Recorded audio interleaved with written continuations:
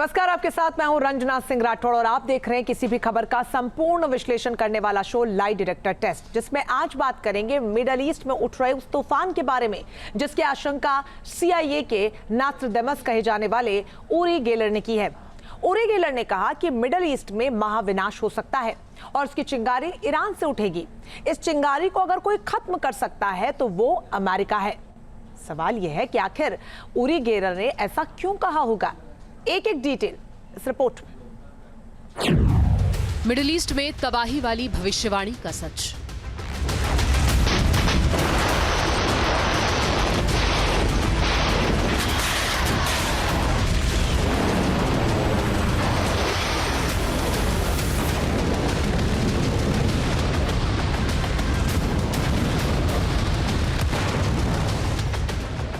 Iran का Gaza जैसा हाल होगा क्या?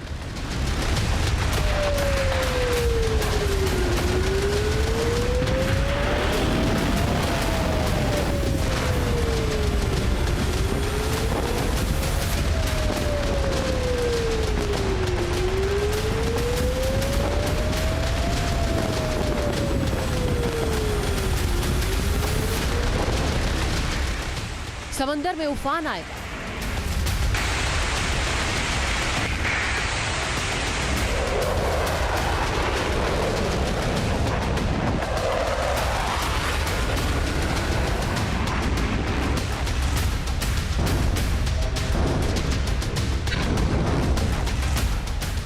या मिडिल ईस्ट में तबाही मच जाएगी।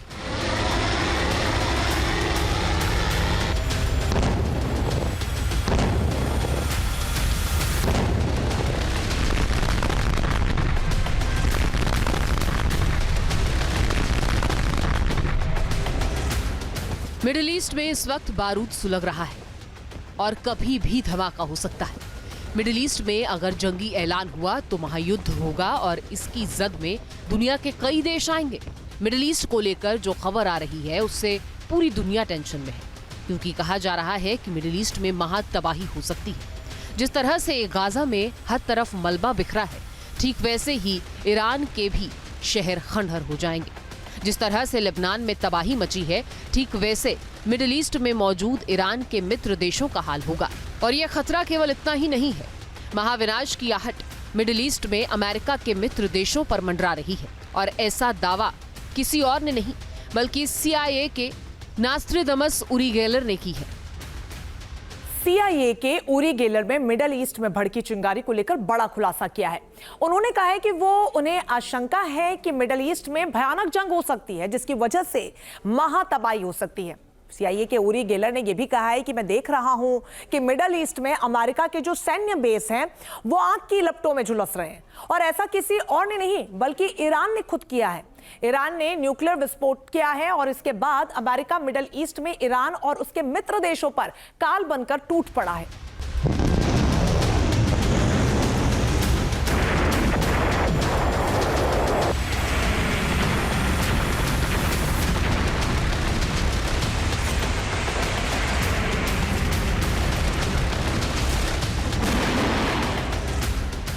ऊरी गेलर का कहना है कि ये केवल अभ्यास नहीं बल्कि ऐसा हो सकता है, और अगर ऐसा हुआ तो आग की इतनी ऊंची लपटें उठेंगी कि इसमें इंसानियत दम तोड़ देगी। चारों तरफ विनाश होगा, समंदर में उबाल आएगा।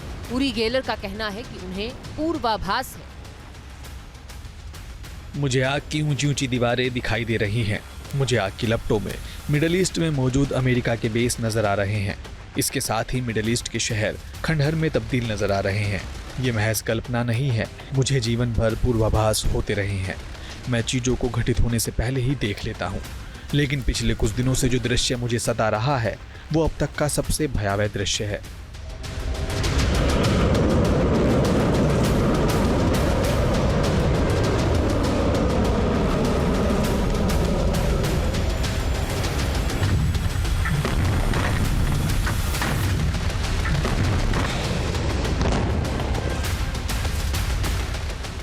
अब सोचने वाली बात है कि ऊरी गेलर को ऐसा क्यों दिखाई दिया। क्यों वो कह रहे हैं कि मिडिल ईस्ट के शहर शमशान में तब्दील हो जाएंगे। ऊरी गेलर को जो पूर्वाभास हो रहा है वो काफी डराने वाला है। अगर उनके आभास को सच माने तो ईरान तब तक न्यूक्लियर पावर बन जाएगा और तबाही की असली वजह ईरान ही होगा। उरी गेलर आगे कहते हैं, मैं परले का दिन देख रहा हूँ। ईरान ने परमाणु बम गिरा दिया है। मैं जानता हूँ कि ये ईरान है, क्योंकि मैं उनके सैन्य कर्मियों को चाबियां घुमाते हुए देख सकता हूँ। मैं उन्हें फारसी भाषा बोलते हुए सुन रहा हूँ।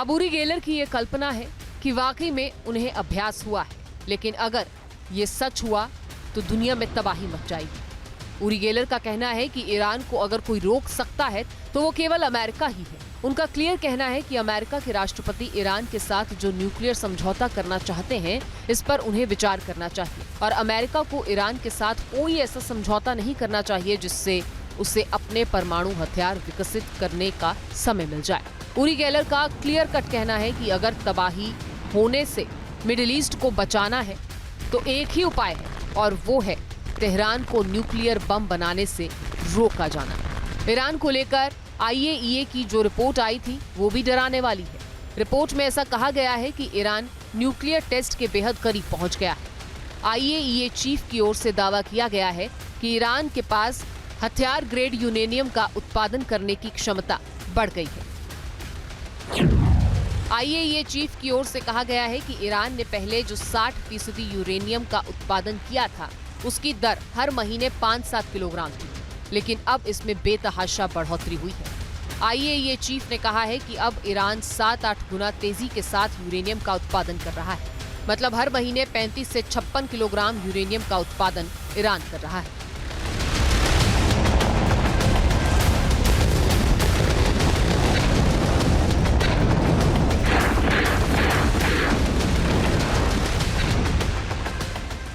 जाहिर है कि ईरान की यह गति बता रही है वो बहुत जल्द बड़ा धमाका करना चाहता है।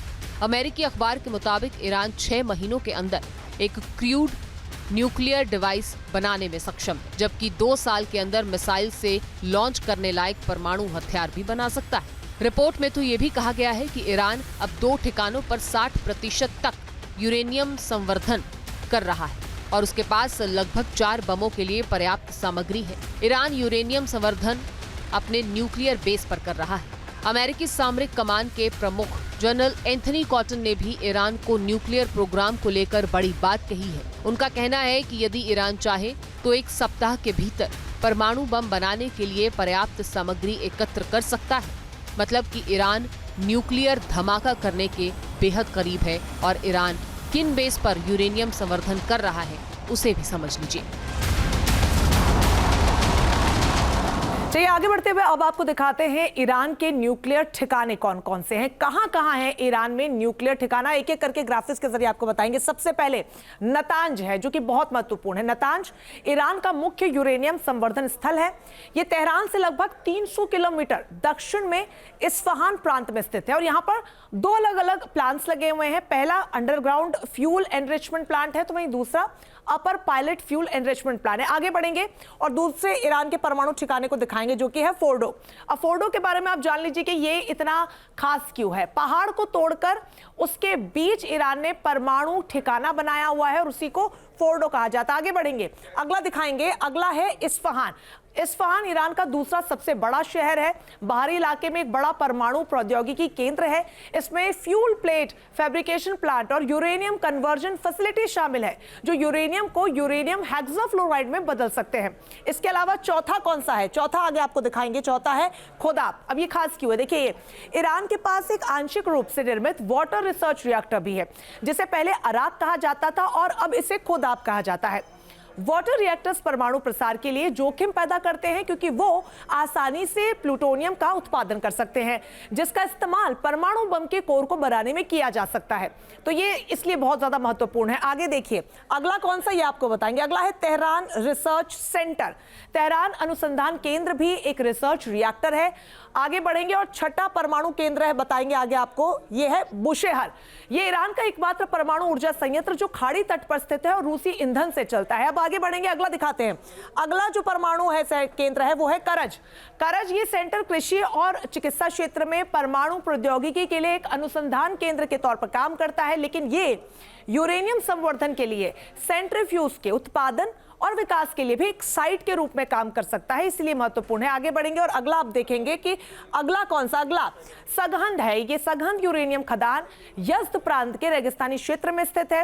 ईरान ने 2013 में इस खदान में कम ग्रेड के यूरेनियम अयस्क को निकालने का काम शुरू किया था और यहां से लो ग्रेड यूरेनियम निकालने के बाद इसे अर्धकान में शुद्ध यूरेनियम में बदल दिया जाता है और ये काम पूरी तरीके से यहीं पे होता है। अगला हम आगे बढ़ेंगे और दिखाएंगे, अगला है पारचीन। पारचीन एक सैन्य अड्डा है, यहाँ पर पारंपरिक हथियारों और मिसाइलों का परीक्षण किया जाता है। हालांकि IAEA ने पहले संदेह जताया था कि ईरान ने पारचीन में परमाणु हथियारों में इस्तेमाल होने वाले विस्फोटक ट्रिगर्स पर परीक्षण किया हुआ है।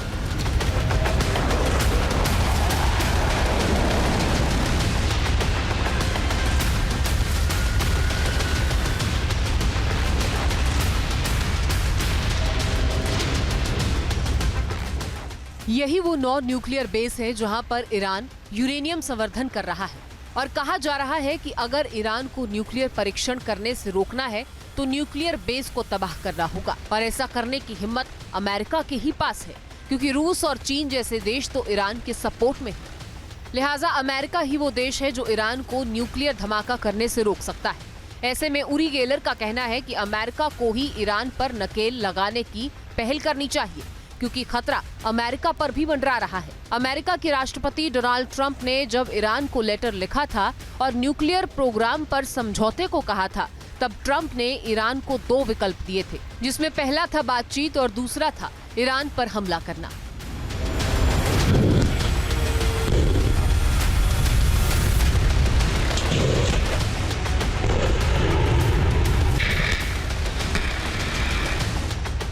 तब IRGC के कमांडर की ओर से क्लियर कहा गया था कि अगर अमेरिका ईरान के न्यूक्लियर बेस पर हमला करने के बारे में सोचता है तो इसके गंभीर परिणाम होंगे। IRGC के कमांडर ने कहा था कि ईरान भी अमेरिका के ठिकानों पर सीधा हमला करेगा और खासकर मिडिल ईस्ट में अमेरिका के जो बेस हैं उन पर ईरान हमला करेगा। मिडिल ईस्ट में अमेरिका के इजराइल में बेस हैं Syria, Turkey, Iraq, Kuwait, Bahrain, Qatar, UAE, Saudi Arabia और जॉर्डन।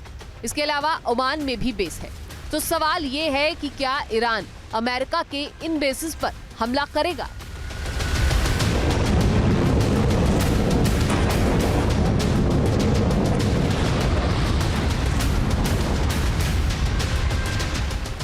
मतलब कि जिन बातों का जिक्र उरी गेलर कर रहे हैं उसकी पटकथा क्या लिखी जा चुकी है? पहला तो ये कि अगर ईरान न्यूक्लियर टेस्ट कर लेता है तो सबसे बड़ा खतरा इजराइल को होगा।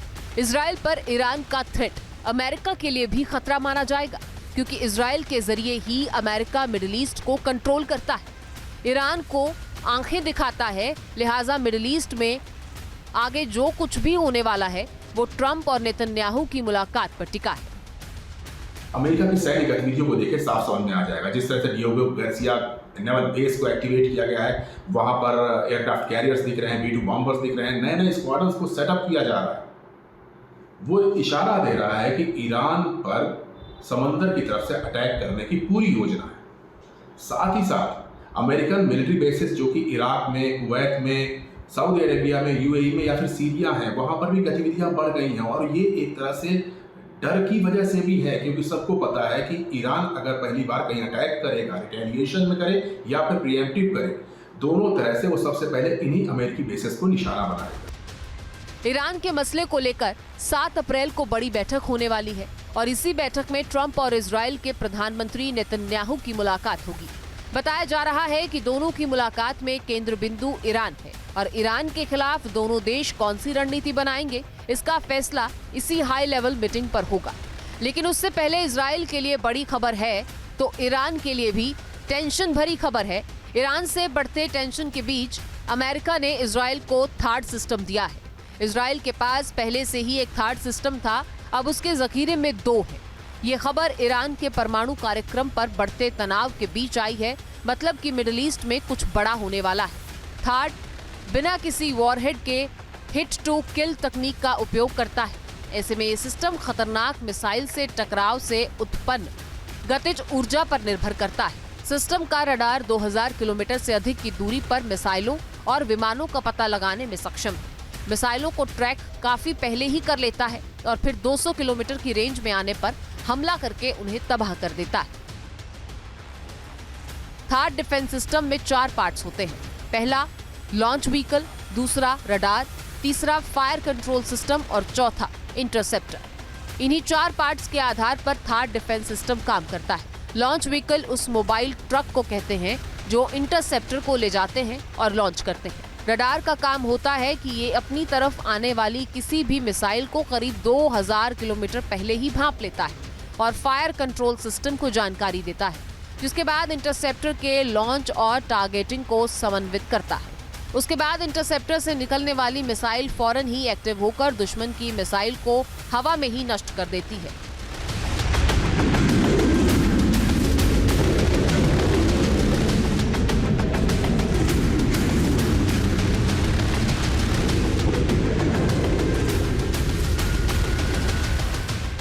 थार्ड बैटरी में 6 माउंटेड लॉन्चर लगे होते हैं। हर लॉन्चर में 8 इंटरसेप्टर लगाए जा सकते हैं। इसके साथ ही इसमें रडार और रेडियो उपकरण भी शामिल होते हैं। प्रत्येक लॉन्चर को रीलोड करने में लगभग 30 मिनट का समय लगता है। एक थार्ड सिस्टम या बैटरी को संचालित करने के लिए 95 सैनिकों की आवश्यकता होती है। मतलब कि ईरान पर हमला करने से पहले अमेरिका इजराइल को सुरक्षा कवच पहना रहा है, जिससे कि ईरान को कोई मौका न मिले। तो क्या वाकई में अब मिडिल ईस्ट में महायुद्ध होने वाला है? सवाल अब भी बरकरार है।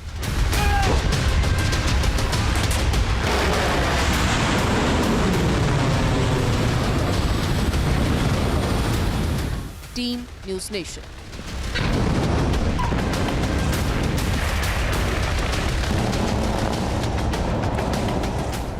न्यूज नेशन अब व्हाट्सएप पर। खबरों के ताजा अपडेट के लिए न्यूज नेशन के इस QR कोड को स्कैन करें।